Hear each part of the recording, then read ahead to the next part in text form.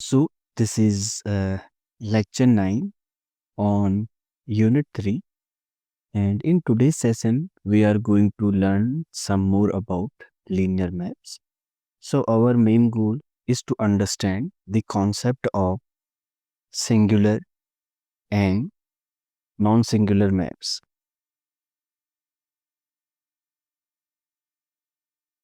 Non singular maps.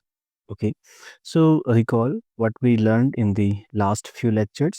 तो पहले हमने शुरू किया हुआ था लीनियर मैप्स की डेफिनेशन से, फिर हमने पढ़े कि लीनियर मैप से रिलेटेड कुछ objects, that is kernel of T and image of T. फिर लास्ट लेक्चर में हमने देखा था कि इनकी डायमेंशंस कैसे निकालते हैं कर्नल ऑफ टी की, जिसे हम बोलते हैं nullity of T, and dimension of image of T, जिसे हम बोलते थे रैंक ऑफ टी, एंड हमने उनमें कुछ रिलेशन देखे थे। तो आज हम इन्हीं लीनियर मैप्स के बारे में कुछ और स्टडी करेंगे। So first we will go through the definition of a singular and non-singular map. तो इनफॉर्मली अगर हम कहें कि अगर हमारे पास T एक लीनियर मैप है from a vector space V to W, तो हमें पता है कि हम इसका ऑलवेज हम क्या कंप्यूट कर सकते हैं, कर्नल ऑफ T हम हमेशा कंप्यूट कर सकते हैं। और कर्नल ऑफ T किसका सबसेट रहता है, V का सबसेट रहता है। तो यहाँ से कर्नल ऑफ T की दो पॉसिबिलिटीज आती हैं। ओके, पहली पॉसिबिलिटी तो क्या रहती है, या तो हो सकता है कि कर्नल ऑफ टी में क्या रहे, सिर्फ जीरो वेक्टर ही हो, या हो सकता है कर्नल ऑफ टी में जीरो वेक्टर के अलावा और वेक्टर भी आए, दैट इज दिस इज इस सेट के इक्वल नहीं है, जीरो के इक्वल। बेसिकली जीरो के इसमें क्या है, जीरो के अलावा और भी वेक्टर्स आ रहे हैं। तो बेस्ड ऑन दिस, तो वो सारे लीनियर मैप जिनके कर्नल में सिर्फ जीरो वेक्टर रहता है, we call them non singular. और जिनके इनका कर्नल में कुछ और नॉन जीरो एलिमेंट्स भी आते हैं, इन्हें हम क्या बोलते हैं, singular. Okay, so now we will go through the formal definition. So let T from V to W be a linear map, be a linear map. So the first definition is for singular. So the map T is called, this is called singular if kernel of T, अगर ये क्या हो, इस set के equal ना हो। इसका क्या मतलब है, that is there exist some non zero vector in V, some non zero vector V in V। Okay, non zero होना बहुत जरूरी है। Some non zero vector V in V की सच दैट, जिसकी इमेज क्या चली जाए, जीरो। ओके, तो ये तो हो गया सिंगुलर की डेफिनेशन। तो सिंगुलर हम कब कहेंगे, अगर कर्नल में नॉन जीरो वेक्टर आ रहे हैं। Okay, the second is non singular, the map T is called non singular, we say it is a non singular map if kernel of T में क्या हो, सिर्फ जीरो वेक्टर ही आए। So based on these two conditions हम बोलते हैं कि या एक मैप सिंगुलर है या नॉन सिंगुलर है। तो बेसिकली सिंपल आइडिया यहाँ पे यही है। हमने क्या किया, हमने किसी भी मैप में कंप्यूट किया कर्नल, और कर्नल की दो पॉसिबिलिटीज है, या तो कर्नल पूरा क्या रहेगा, कर्नल में सिर्फ जीरो वेक्टर ही होगा, या कर्नल में कुछ और नॉन जीरो वेक्टर्स भी आएंगे। अगर सिर्फ जीरो वेक्टर ही है तो बोल दिया नॉन सिंगुलर, और अगर कोई नॉन जीरो वेक्टर आ रहा है तब हमने उसे बोला singular. Okay, so now let's see some example जहां से तुम्हें थोड़ा और क्लैरिटी मिले। So now consider a linear map T from R2 to R3। और मैप हमारे पास क्या है, R2 के एलिमेंट रहते हैं A, B टाइप के, इसकी इमेज क्या है, A0, B। So the question is check whether T is singular और नॉन सिंगुलर, सिंगुलर और नॉन सिंगुलर। ओके, तो सिंगुलर या नॉन सिंगुलर चेक करने के लिए हमें क्या निकालना पड़ेगा? Kernel of T. तो पहले हम कर्नल ऑफ टी देख लेते हैं। तो हमने कहा कि suppose we have an element a comma b in V that belongs to kernel of T.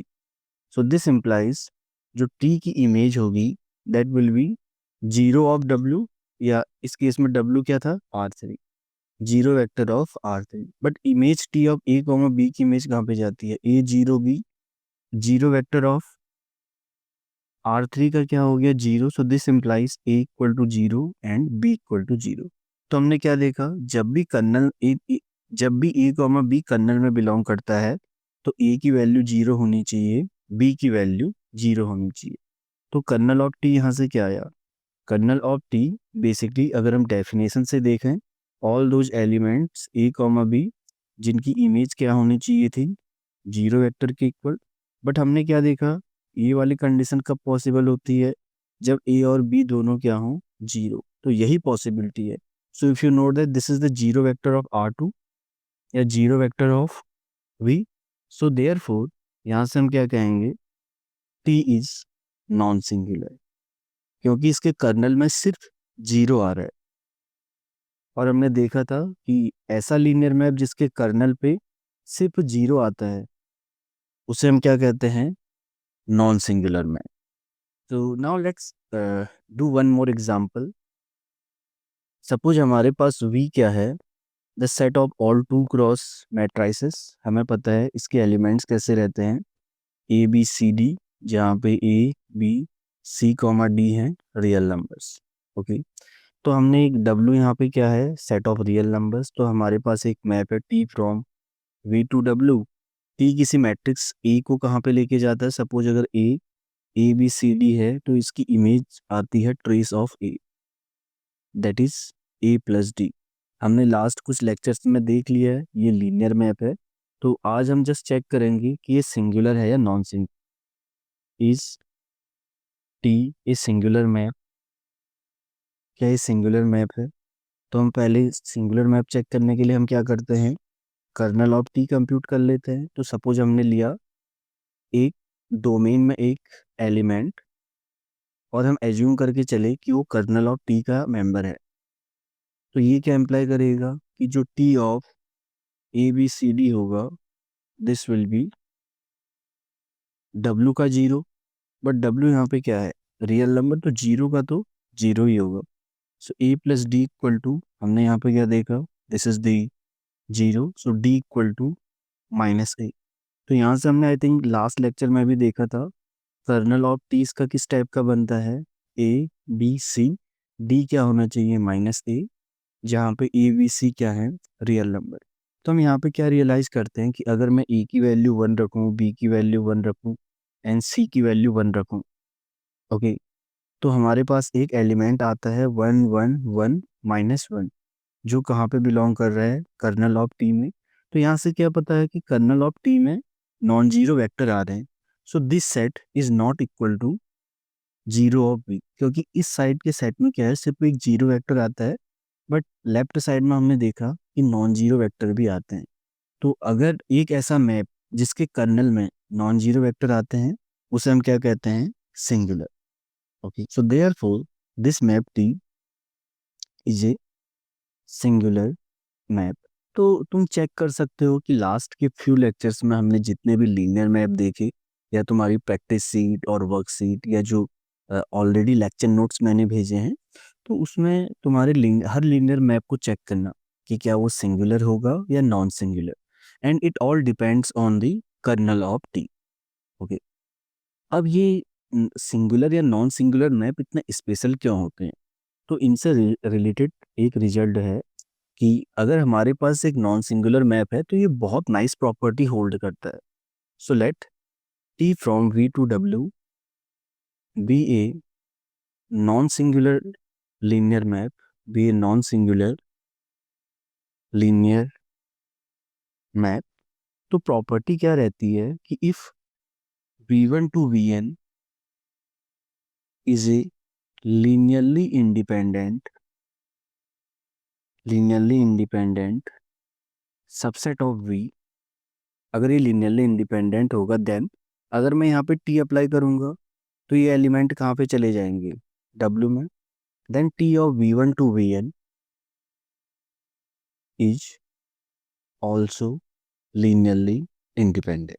Basically हमें पता है ये तो डब्ल्यू में होगा, बट स्टिल जो ये सेट आएगा ये लीनियरली इंडिपेंडेंट ही आएगा। ओके, ये हम इन जनरल लीनियर मैप्स के लिए हम एक्सपेक्ट नहीं कर सकते हैं। ओके, बट अगर मैप क्या हो, नॉन सिंगुलर मैप हो, तब हमारे पास ये रिजल्ट रहता है कि अगर कोई लीनियरली इंडिपेंडेंट सबसेट है तो उसकी इमेज भी लीनियरली इंडिपेंडेंट होगी। ओके, ये है नॉन सिंगुलर मैप्स के लिए। सो इसका प्रूफ तो हमारे कोर्स में इन्वॉल्व नहीं है, but I would love to give a short proof. Proof के लिए हमें क्या प्रूफ करना है कि ये लीनियरली इंडिपेंडेंट होगा। तो उसके लिए हम क्या करते हैं, सपोज लीनियर ओके, हम लीनियर डिपेंडेंस इंडिपेंडेंस चेक करने के लिए लीनियर कॉम्बिनेशन को जीरो रखते हैं। This is zero of W. Okay, क्योंकि लीनियर ये किसका सबसेट है, डब्ल्यू का। अब अगर तुम चेक करोगे a1 v1 को हम कैसे लिख सकते हैं, T of a1 v1, next element T of a2 v2 और last element T of an vn equal to zero of w। But इस पूरे कॉम्बिनेशन को हम कैसे लिख सकते हैं, अगर तुम नोट करोगे a1 v1 a2 v2 to an vn क्या आएगा, जीरो ऑफ w। तो यहाँ से हमें क्या पता चलता है, a1 v1 a2 v2 an vn ये कहाँ पे बिलोंग करता है, कर्नल ऑफ टी में बिलोंग करता है। अब हमारे पास मैप क्या है, नॉन सिंगुलर, तो कर्नल क्या होना चाहिए, zero. Since T is non singular, so kernel of T क्या होगा, सिर्फ जीरो वेक्टर ही होगा। So this implies a1 v1 to an vn किसके इक्वल आ गया, जीरो वेक्टर के इक्वल आ गया। बट हमें और इंफॉर्मेशन क्या दे रखी थी कि ये सेट तो लीनियरली इंडिपेंडेंट सबसेट है वी का। तो हम इस फैक्ट का यूज करेंगे कि since v1 to vn is a linearly independent subset, तो यहाँ से हमारे पास क्या होगा, a1 a2 टू an ये सब क्या होंगे, जीरो। सो देयरफॉर हमने शुरू कहाँ से किया था, हमने एक कॉम्बिनेशन जीरो लेके चले थे और हमने एट द एंड क्या प्रूव कर दिया कि सारे स्केलर्स क्या होंगे, जीरो। सो देयरफॉर यहाँ से हमें क्या पता चलता है कि जो ये सेट है T V one to T V N is a linearly independent subset of W. Okay, तो इस टाइप का इसका प्रूफ है। बट हमारे कोर्स में जो हम देख रहे हैं उसमें ये प्रूफ नहीं आएगा। ओके, ओके, सपोज अगर हम जस्ट एक एग्जांपल करें, so we are taking a map from R2 to R3। Now suppose T of A comma B, इसकी इमेज हमें दे रखी है A B A plus B, और हमने लास्ट लेक्चर में हमने इसका कर्नल कंप्यूट किया हुआ था। It's kernel was only the zero vector, so therefore T is non singular, non singular रहेगा। तो अगर इस रिजल्ट का अगर यूज करें तो हमारे पास अगर तुम नोट करोगे 1 0 and 0 2 are linearly independent subset in R2 हैं, तो इनकी जो इमेज होगी ये लीनियरली इंडिपेंडेंट कहाँ पे होगा, T0, 2।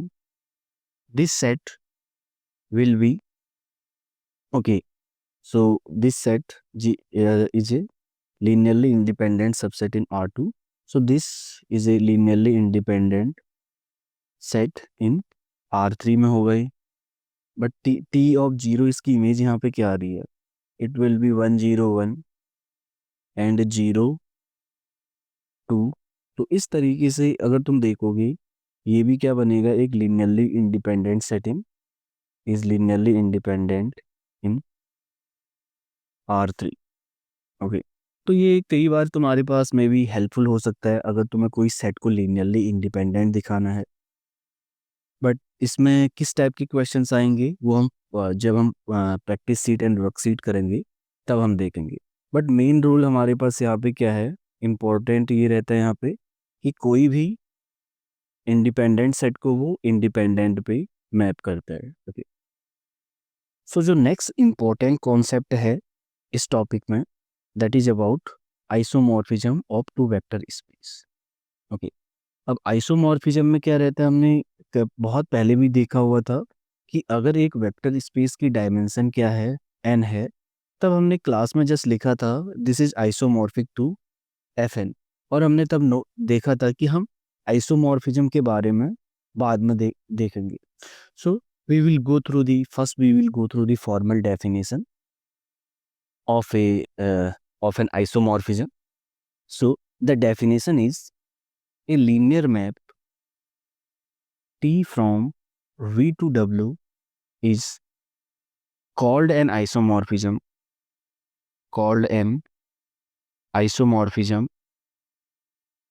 if this map T is bijective। Basically ये लीनियर मैप होना चाहिए, तो कोई भी लीनियर मैप को हम क्या बोलते हैं, इट इज कॉल्ड आइसोमॉर्फिज्म, या कई बार बुक में लिखा रहता है लीनियर आइसोमॉर्फिज्म। ओके, तो इससे हम आइसोमॉर्फिज्म या लीनियर आइसोमॉर्फिज्म कब कहते हैं, अगर ये मैप टी क्या हो, एक bijective map, if T is bijective, that is T क्या होना चाहिए, 1 1, T is a 1 1 map, and second T is onto. Okay, तो तुम अगर 1 1 एंड ऑन टू के बारे में नहीं पता है तो तुम maybe I will suggest you to check out some video lectures on YouTube, और क्लास 11 12 का मटेरियल देख सकते हो। बट आगे आने वाले रिजल्ट्स में हम देखेंगे, तो मैं इनफैक्ट अगर 1 1 और ऑन टू नहीं भी पता है, तब भी जो हमने पढ़ा है उसकी हेल्प से तुम बता सकते हो कि ये आइसोमॉर्फिज्म होगा या नहीं। ओके, तो next result in this direction is जो लीनियर मैप से रिलेटेड है, that is a linear map T from V to W is a 1 1 map if and only if जो कर्नल ऑफ टी हो इसमें सिर्फ जीरो वेक्टर आए। Okay, तो एक मैप हमारे पास ये क्या होगा, एक 1 1 मैप होगा जब कर्नल टी क्या रहेगा, जीरो। तो if I define it informally, तो अगर हमारे पास दो सेट हैं ए और बी, 1 1 का मैप का मतलब रहता है कि हर एलिमेंट की इमेज क्या होनी चाहिए, अलग अलग। तो अगर ए एंड बी ए से आ रहे हैं और ये इक्वल नहीं है, तो इनकी इमेज भी इक्वल नहीं होनी चाहिए। So this is the definition of 1 1। तो ये रिजल्ट क्या है कि अगर हमारे पास 1 1 है, कब होगा, if and only if kernel of T equal to zero vector, और अगर कर्नल जीरो है तो ये हो जाएगा 1 1। Okay, so based on this result we have a new definition for an isomorphic map. So a linear map T from V to W is an isomorphism, या इसे हम लीनियर आइसोमॉर्फिज्म कब कहेंगे, इफ क्या होना चाहिए, कर्नल ऑफ टी में सिर्फ जीरो वेक्टर होना चाहिए, and the second one is image of T किसके इक्वल होना चाहिए, W के इक्वल होना चाहिए। तब हम इस मैप को हम क्या बोलेंगे, आइसोमॉर्फिज्म। ओके, एंड अगर दो स्पेसेस के बीच में आइसोमॉर्फिक मैप हमें मिलता है, तो उन्हें हम क्या बोलते हैं, isomorphic spaces. And two spaces, यहाँ पे मैं वेक्टर स्पेसेस की बात कर रहा हूँ, V and W are called isomorphic. दो स्पेसेस को हम क्या बोलते हैं, isomorphic, and we denote them by V and W are isomorphic if there exist an isomorphism between V and W। तो अगर एक तुम्हारे पास आइसोमॉर्फिक मैप मिल जाए, तो उन स्पेसेस को हम बोलते हैं दे आर आइसोमॉर्फिक। ओके,